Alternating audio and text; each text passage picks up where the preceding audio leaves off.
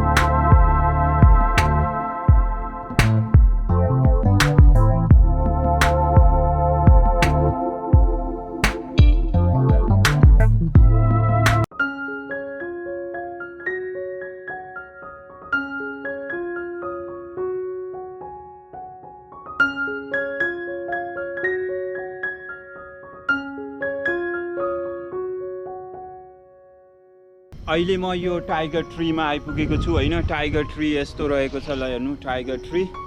अनि यो कन्नानी डाँडामा रहेको टाइगर ट्री हो। अब यहाँ होलिडेको दिनहरूमा यो पपुलर पिकनिक स्पोट पनि हो। अनि यो टाइगर ट्रीबाट यतापट्टि पोखरा भ्याली, छिनडाँडामा रहेको पोखरा इन्टरनेसनल एयरपोर्ट, अनि यतापट्टि रिठे पानीको डाँडा, लेखनाथ यस्तो देखिन्छ हैन। एकदमै सुन्दर देखिन्छ। अहिले यतापट्टि तपाईँहरूले देख्न सक्नुहुन्छ अन्नपूर्ण रेन्जका माउन्टेन्सहरू। विजयपुरको ब्यारेकबाट त्यो विजयपुर चोकबाट माथितिर आउनुभयो भने एकदमै राम्रो पिच पक्की सडक छ। तपाईँहरू जम्मा 10 to 15 मिनटमा यहाँ आइपुग्न सक्नुहुन्छ हैन। अनि यहाँबाट चाहिँ एकदमै सुन्दर हैन प्यानोरामिक भ्यू देखिन्छ माउन्टेन्सहरूको।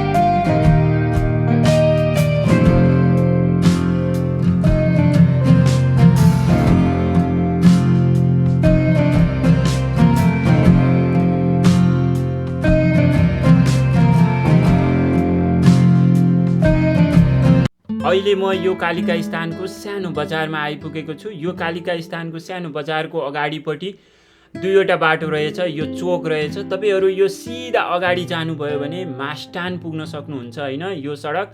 र यतापट्टि हामी गयौँ भने आजको हाम्रो डेस्टिनेसन देउमाडीको डाँडा र ठुलाकोट डाँडासम्म पुग्न सक्छौँ।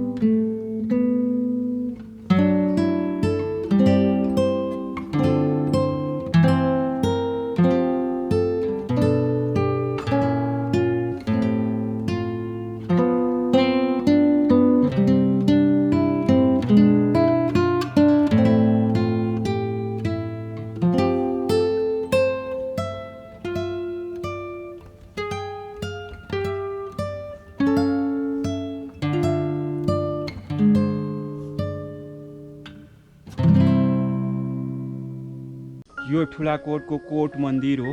यो ठुलाकोटको कोट मन्दिर रहेको डाँडा यस्तो रहेको छ। यो अगाडिपट्टिको कोट मन्दिर हो अनि सुन्दर दृश्यहरू देख्न सक्छौँ हैन।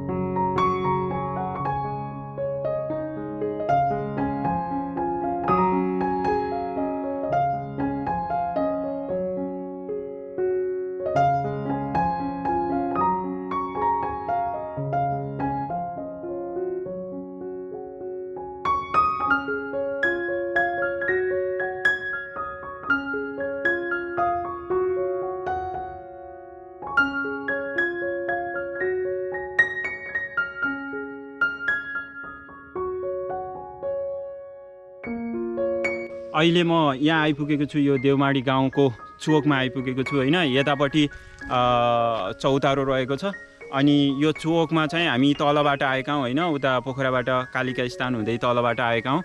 अनि आज हामी यता यो ठुलाकोटको डाँडा र देउमाडीको डाँडाको भ्यू टावरमा जानको लागि यो बाटो जानेछौँ, यताबाट जानेछौँ। अनि यतापट्टि चाहिँ केही पनि छैन, यता गाउँ मात्रै रहेछ, जो गाउँ जाने बाटो रहेछ यताबाट।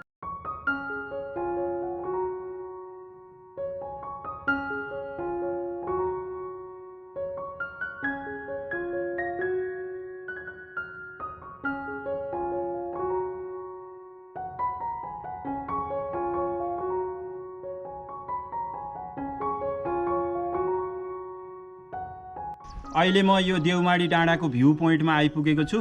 यो देउमाडी डाँडाको भ्यू पोइन्ट हो हैन। यहाँ भ्यू टावर बनेको रहेछ अनि यहाँबाट चाहिँ यस्तो सुन्दर हिमालहरू तपाईहरूले देख्न सक्नुहुन्छ। यतापट्टि अन्नपूर्ण रेन्जका हिमालहरू, माउन्टेन्सहरू, अन्नपूर्ण, माछापुच्छ्रे, धौलागिरी, हिमचुली हिमालहरू यस्तो सुन्दर देखिएको छ। आज एकदमै मौसम सफा छ हैन। मौसम सफा भएर सबै एकदमै सुन्दर देखिएको छ। अनि यहाँबाट चाहिँ तपाईहरूले यता मास्टनको गाउँ अनि तलपट्टि बेगनास लेक, तपाईहरूले बेगनास लेक यतापट्टि देखिराख्नु भएको छ। बेगनास कोटको डाँडा हैन, एकदमै सुन्दर देखिएको छ यतापट्टि। अनि यतापट्टि कोट मन्दिर रहेको डाँडा, ठुलाकोटको डाँडा देख्न सक्नुहुन्छ यतापट्टि। अनि यो तलपट्टिको देउमाडी गाउँ हो हैन, यतापट्टि देउमाडी गाउँ रहेको छ। अनि सुन्दर हिमालको काखमा रहेको सुन्दर पोखरा लाई देख्न सक्नुहुन्छ यतापट्टि हैन। पोखरा भ्याली पनि देखिन्छ यहाँबाट। अनि यहाँबाट चाहिँ यो देउमाडीको डाँडाबाट चाहिँ तपाईँहरूले एकदमै सुन्दर होइन धेरै कुराहरू देख्न सक्नुहुन्छ। उता याङ्जाकोट अनि यतापट्टि रहेको काउको डाँडा सराङकोटदेखि लिएर धेरै ठाउँहरू देख्न सक्ने रहेछ। यहाँबाट तपाईँहरूले यी डाँडा काँडाहरू चिन्न सक्नुभयो भने एकदमै सुन्दर ल हेर्नु यस्तो दृश्यहरू देखिन्छ कि यहाँबाट डाँडाको भ्यू पोइन्ट बन्ने काम भएको थियो होइन बनाउने काम भइरहेको थियो तर अहिलेसम्म पनि यस्तो रहेछ ल हेर्नु यसको स्थिति यस्तो छ। यसलाई बनाइएको छैन जस्ताको तस्तै रहेछ। यस्तो सुन्दर ठाउँमा बन्दै गरेको भ्यू पोइन्ट 3-4 वर्षदेखि नै अलपत्र अवस्थामा परेको देखिन्छ होइन।